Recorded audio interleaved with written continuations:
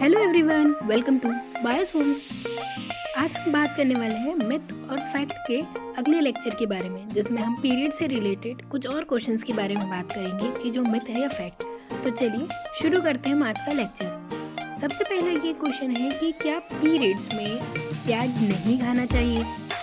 तो ये मिथ है या फैक्ट? एक्चुअली ये पूरी तरह से फैक्ट है, क्योंकि इसके पीछे का कारण ये है कि प्याज और लहसुन कुछ ये ऐसी चीज़ें हैं जो बहुत ज़्यादा स्मेल प्रोड्यूस करती हैं। यानी कि यदि हम पीरियड्स के ड्यूरेशन में प्याज खाने में खाते हैं तो उसकी वजह से जो हमारा पीरियड ब्लड है वो स्मेली हो जाता है और जिससे बहुत ज़्यादा स्मेल आती है। साथ में कभी कभी प्याज जो होता है वो नेचर में ठंडा होता है, इस वजह से इचिंग वाली प्रॉब्लम है वो भी कॉज करता है। इसलिए पीरियड्स में प्याज खाने से मना किया जाता है।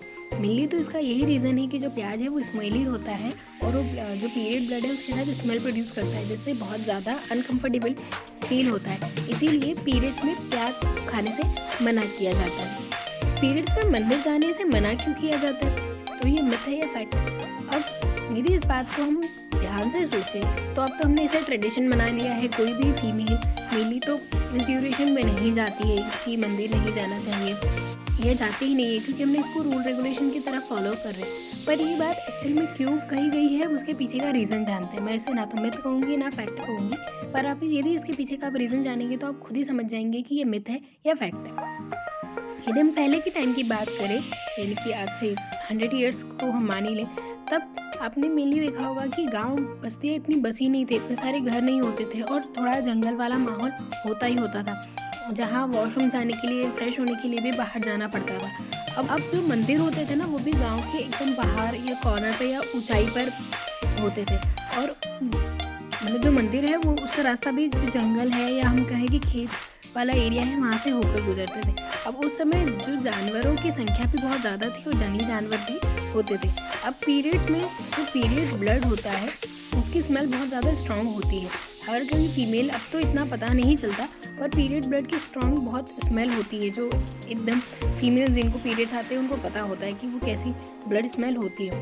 अब उस समय में यदि वो जंगल के रास्ते से जा रही है तो वो स्मेल जो जानवर हैं उन्हें बहुत जल्दी अट्रैक्ट करती है और उन फीमेल्स पर अटैक होने के चांस बहुत ज़्यादा है। कोई भी जंगली जानवर, मान लीजिए शेर हुआ या नॉर्मल कोई भेड़िया, लोमड़ी या ऐसे भी कोई जानवर हुए, उन्हें भी बहुत ज़्यादा स्ट्रॉन्ग स्मेल आती है, जिससे उन पर अटैक होने के चांस बढ़ जाते हैं। इसीलिए पीरियड्स में मंदिर या कहीं भी बाहर जाने से मना किया जाता था, क्योंकि उतनी फैसिलिटीज़ नहीं थी जिससे वो अपने आप को प्रोटेक्ट कर सके और स्मेल को कैसे दूर रखे। जैसे लास्ट लेक्चर में हमने बात की थी कि उस टाइम फीमेल्स क्लॉथ्स का यूज़ करती थी पीरियड ब्लड को सोक करने के लिए। इवन आज भी कहीं ना कहीं किया जाता है, पर क्लॉथ होता है उसमें जो पीरियड ब्लड होता है उसकी स्मेल स्ट्रांगली कलेक्ट होती रहती है, क्योंकि उसमें दूसरी कोई ऑर्डर नहीं होती, वो पीरियड ब्लड को ही कलेक्ट करता है और एब्जॉर्ब करता है। तो उससे पीरियड ब्लड की ही स्मेल आती है और वो बार बार यूज़ होता है, तो जिससे वो बहुत ज़्यादा स्मेली हो जाता है। और इसी की वजह से फीमेल्स पर कोई हार्म ना आए, उन पर कोई अटैक ना हो या ऐसे कोई एनिमल उन पर हार्म ना करे, इसलिए पीरियड्स में कहीं भी जाने से मना किया जाता है। तो मंदिर का भी स्पेशली इसीलिए शायद कहा जाता है। दूसरी बात यह है कि मंदिर बहुत ऊंचाइयों पे पहले बने होते थे, बहुत सारी सीढ़ियाँ होती थी, दूर वो बहुत होता है, तो इसमें उन्हें चलने में बहुत ज़्यादा दिक्कत होती थी। और उस टाइम क्योंकि पीरियड में फीमेल को सबसे ज़्यादा रेस्ट की रिक्वायरमेंट होती है, तो उन्हें रेस्ट करने देना चाहिए, इसीलिए शायद पीरियड में फीमेल्स को मंदिर जाने से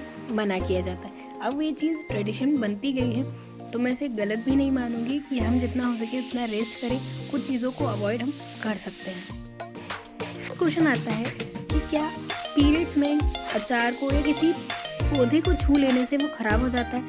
तो जी नहीं, ये पूरी तरह से मिथ है, ऐसा कुछ भी नहीं है।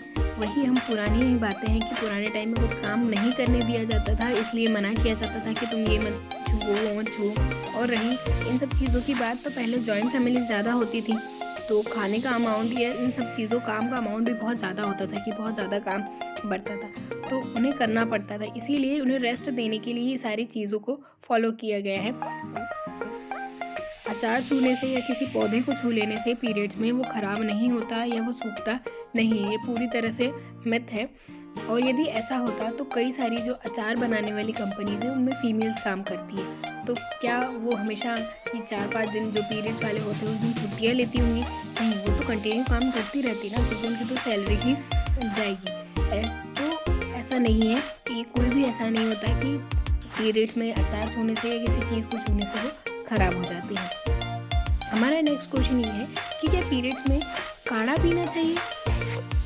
तो जी हाँ, ये पूरी तरह से फैक्ट है। अब ये काढ़ा होता क्या है? काढ़ा एक नेचुरली जो बॉयल वाटर होता है, इसमें जैगरी यानी दूध डालकर थोड़ा सा अदरक और अजवाइन और लौंग, ऐसी सारी चीज़ें जो कि गर्म नेचर की होती है, उन्हें डालकर प्रिपेयर किया जाता है, जिससे जो पीरियड ब्लड रुका हुआ है या जो फ्लो नहीं हो रहा है, जिसकी वजह से क्रैम्प हो रहे हैं, वो नहीं होते और ज़्यादा हीट बॉडी में जाने की वजह से वो आसानी से उसे रिलीज़ कर देता है। इसलिए यदि पीरियड्स में काढ़ा पीते हैं तो वो बहुत बेनिफिशियल होता है। पर अब ये बात भी है कि ये किसी किसी की बॉडी को ही सूट करता है। यदि किसी की बॉडी का नेचर ऑलरेडी गर्म है, उन्हें पीरियड तो अच्छे से हो रहा है और वो यदि पिएंगे तो उन्हें दूसरी गर्म हीट वाली दिक्कतें जैसे लूज मोशन होना या रैशेस यानी जो घाव हो जाते हैं वो हो जाना या इचिंग होना, ये सारी समस्याएं हो सकती है। पर यदि आपका पीरियड ब्लड क्रैम्पिंग बहुत ज़्यादा हो रही है, पीरियड ब्लड रुका हुआ है, तो आप काढ़ा पी सकते हैं। ये पूरी तरह से सेफ़ है। आई होप ये लेक्चर आपके लिए इंटरेस्टिंग रहा होगा और यूजफुल भी रहा होगा। तो प्लीज़ वीडियो को लाइक कीजिए, शेयर कीजिए और चैनल को सब्सक्राइब कीजिए और ऐसे इंटरेस्टिंग वीडियोस के लिए बने रहिए बायोसोम्स के साथ। आपका भी यदि कोई क्वेश्चन है, ऐसे मिथ या फैक्ट्स है या कुछ भी जिसे आपको जानना है, तो प्लीज़ कमेंट में मेंशन कीजिए। Thanks for watching.